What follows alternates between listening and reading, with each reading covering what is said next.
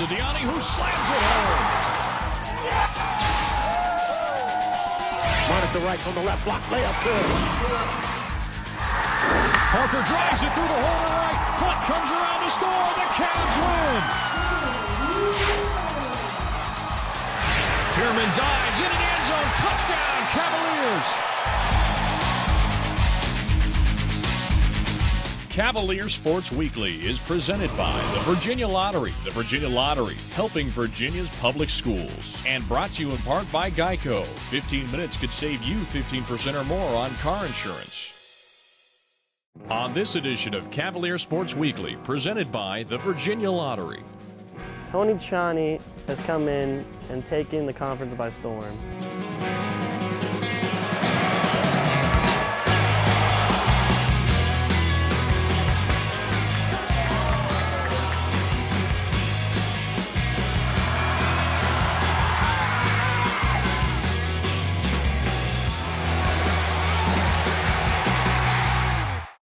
Welcome to Cavalier Sports Weekly.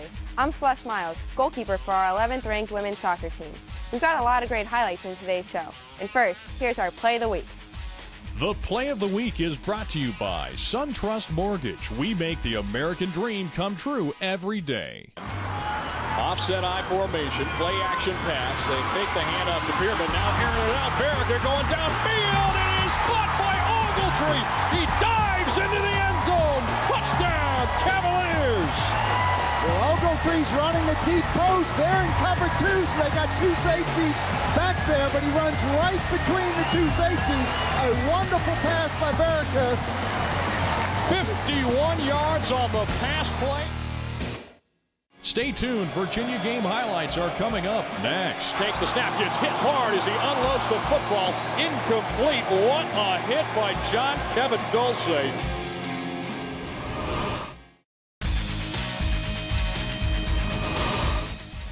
Welcome back to the show. Our football team was back in Scott Stadium on Saturday to take on the Maryland Terrapins. Let's check out the game story.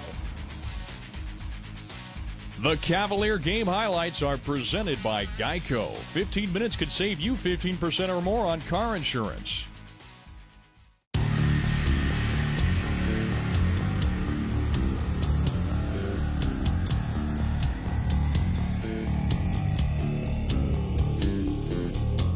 Takes the snap, fakes the pitch out. Now he's going to go the other way. His pass batted into the air by Denzel Burrell. 4th down, 1 yard to go.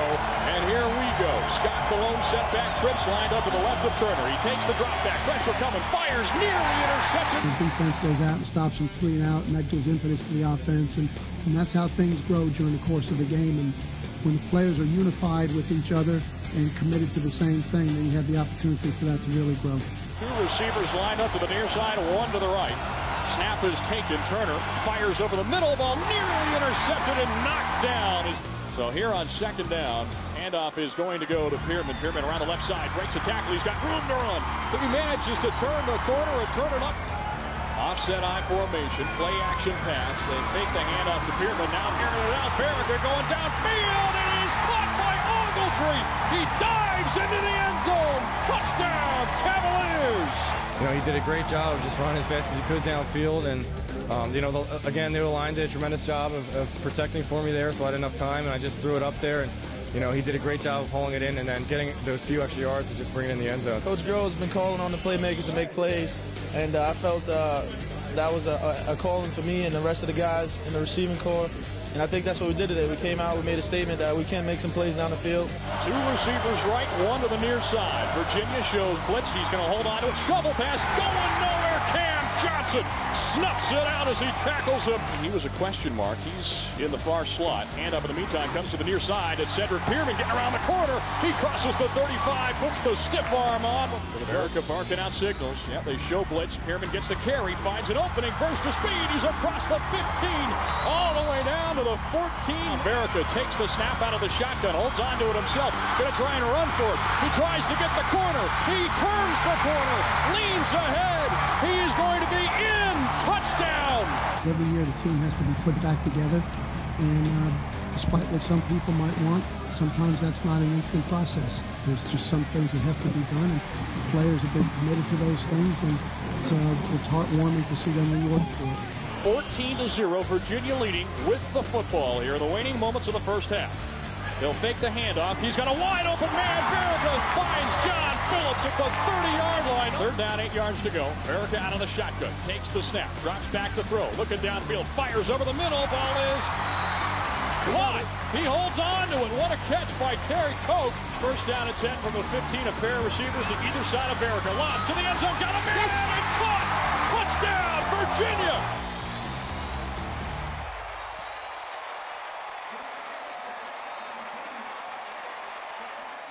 John Phillips goes into motion from the near side to the far side. He's now lined up to the left where there are 2 receivers. Handoff goes to Pearman, going to follow that way. Big burst of speed. Look out. Pearman across the 25. He's down the far sideline to the 10-yard line. Well, Dakey is on to hold down for what will be a 32-yard try from Yannick Ryrie. Snap is off. Hold is down. Kick is up. It is on the right. Got the distance, and it is good. Gonna have 2 receivers right, 1 to the near side. That's Isaiah Smith, Jackson, the lone running back. He's just there to block. Here's a pass over the middle. Done. Dan Gronkowski caught it, but he fumbled it.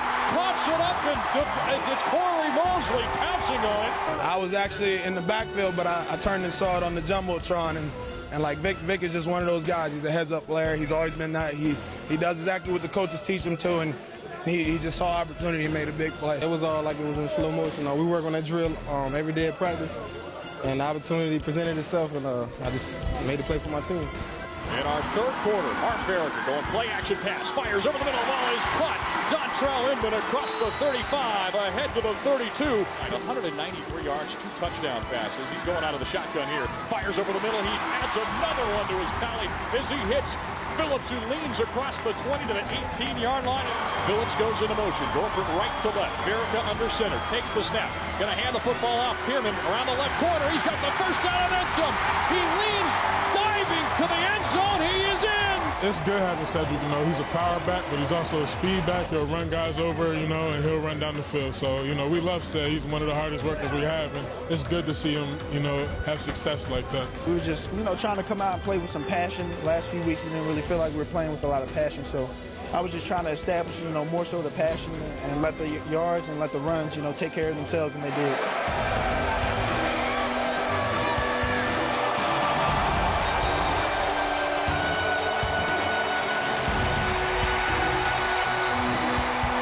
Our challenge now is to try to keep moving forward here next week and realize that this is just a phase in the development of our team, and we've got quite a ways to go yet in 7 games.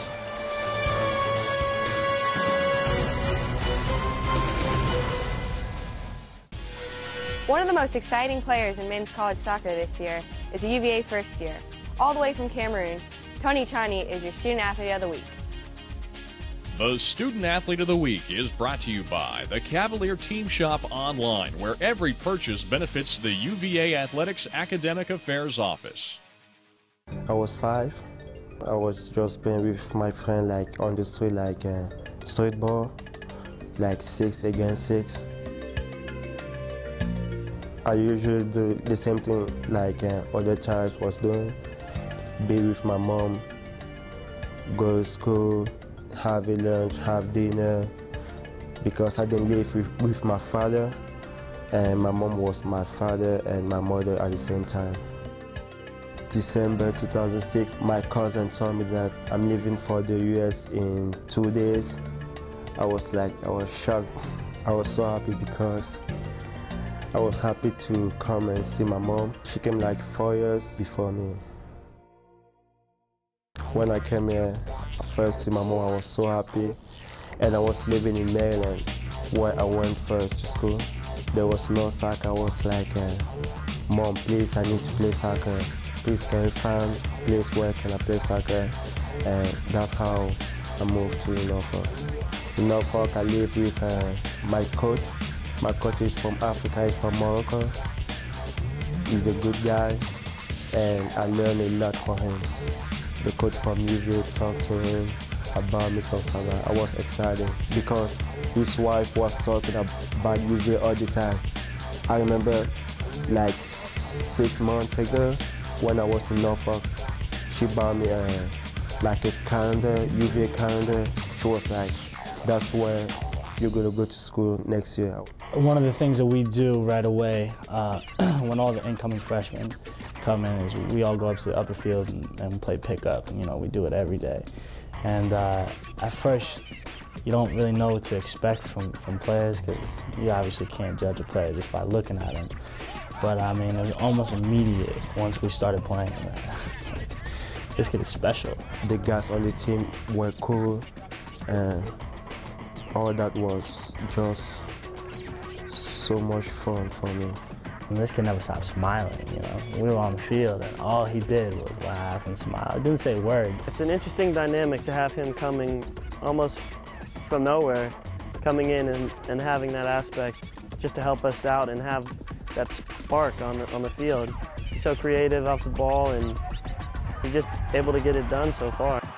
His body is so big that, you know, it's almost impossible to get the ball from him. Just his soccer knowledge and he already had a very professional array about him. My coach from high school always told me that you gotta use your body, your hand, because if you don't use it, you're gonna get hurt, people gonna tackle you. That's why I always use my body and my hands when I control the ball. One thing that really helps him is that his touch on the ball is superb.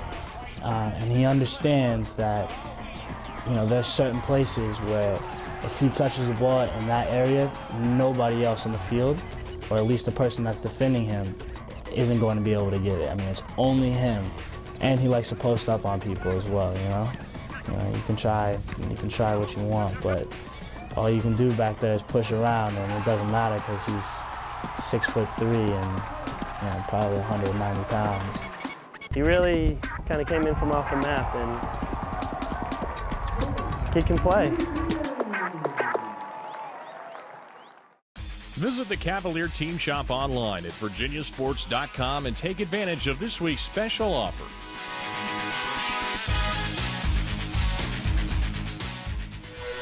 On this week's Cavalier Flashback, we visit with former Virginia coach Bruce Arena, who talks about the evolution of the men's soccer program in the 1980s and 90s.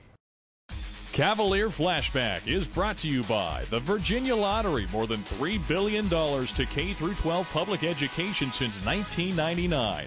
The Virginia Lottery, helping Virginia's public schools. It was quite an evolution. In 1978, we played on this small field beside University Hall, and actually the game balls during a game would roll down the hill into 29, and once in a while we'd lose a game ball to a truck or car. And we eventually evolved to the field on the other side of U-Hall. And then we moved into Scott Stadium in the early 80s on a permanent basis. And as we all know, that soccer is probably not best played on artificial fields and in big football stadiums. So we had that transition in the 80s where we had good teams, yet we were playing in Scott Stadium, which in playoff time was a little bit of an advantage for the teams coming in because of the tight surface. So tactically they could do things to really equalize maybe the superiority that we thought we had. Yet in 1989 we were co-champions with Santa Clara, having won that championship in Rutgers. In the 90s, one of the big turnarounds obviously in the program was moving to Clocker Stadium in 92. We did win the championship in 91, last year in Scott Stadium, and then we had that role for 4 years. And it was about a lot of things, but one of the things, we certainly had some great players. And we began to build a tradition from the late 80s through the 90s. And obviously, when you're successful, it gets contagious. And we had great players. We've had Player of the Years in John Harkes, Tony Miola, Claudio Reyna, yet even when Reyna left, we won a championship. So we had a strong tradition. You know, everyone says that Clocker Stadium is the crown jewel of the program. I think it made a huge difference, and we worked so many years to make that a reality. Coming up after the break.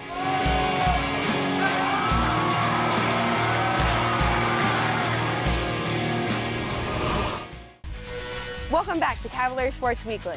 Our women's soccer team hosted NC State on Thursday, while our men traveled to Chapel Hill on Friday to battle the Tar Heels. We've got those highlights and a lot more in our Olympic Sports Spotlight. The Olympic Sports Spotlight is presented by the Virginia Athletics Foundation. The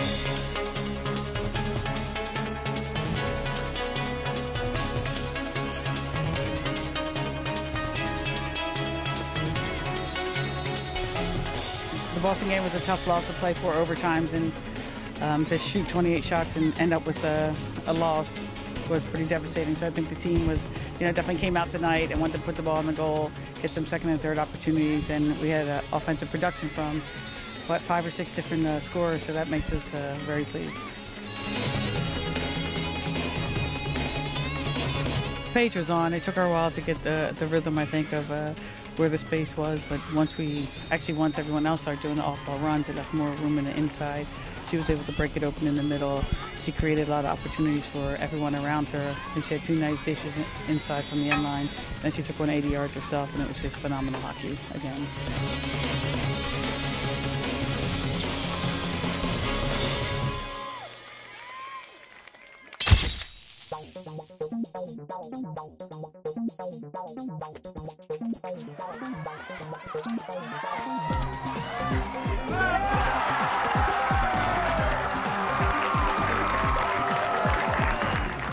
Well, we were pleased to get a win, and I thought just to finish the chances that we got tonight was nice to see. We haven't always been able to do that, and so especially in the second half, we've been in positions where we've been kind of teetering on putting teams away, and we haven't done it. So it was good to come in at halftime being up 2-0, but I think that was a real challenge for our players in the second half to see if we could put them away, and I thought our team did a really good job of that.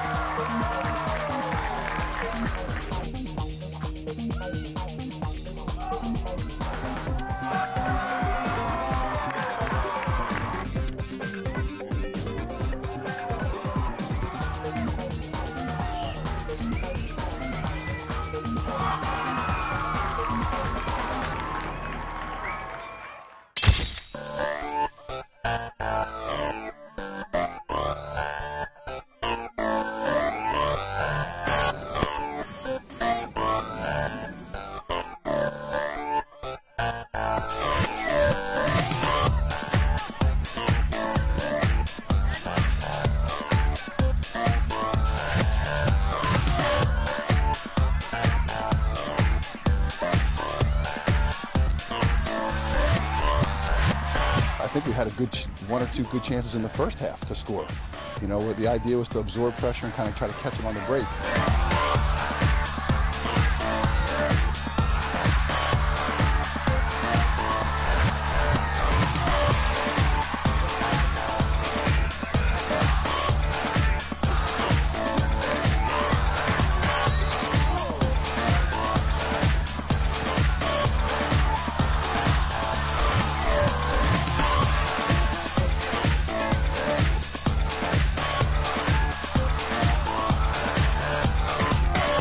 Added a presence just in terms of we have 3 young guys across the back, and so he's just calmed us down at the right time, slowed the game down at the right time, made the fundamental plays that he's supposed to make, the 1 or 2 big plays that he's supposed to make. He's just been really steady for us. It's all about just playing hard, playing for the team. We came in here with the goal. Coach gave us some challenges.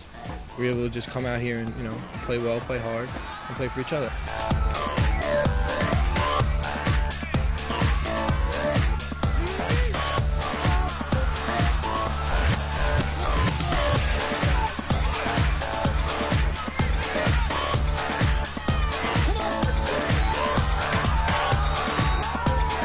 Every game, we've been making steps in the right direction. I really think this is the one that can push us over the edge and propel us through with momentum for the rest of the season.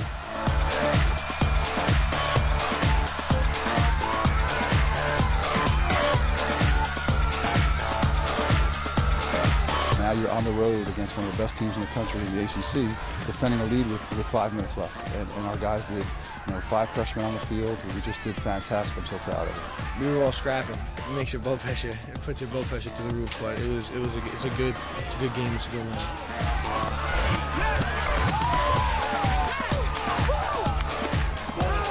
Every one of our guys stepped on the field and played with every ounce of heart and energy that they had. I'll put 3 challenges out there for you guys, right? So be a man. Every one of you guys that are on the field. Everybody on the bench, everybody on the sideline. We're men. Keep it going. We're men, from the heart. We wore them down, we played a man down, and you know what? In the last 5 minutes, we just dug in. We worked harder than you know what? We just dug in. We wanted it. How does it feel? That's the standard.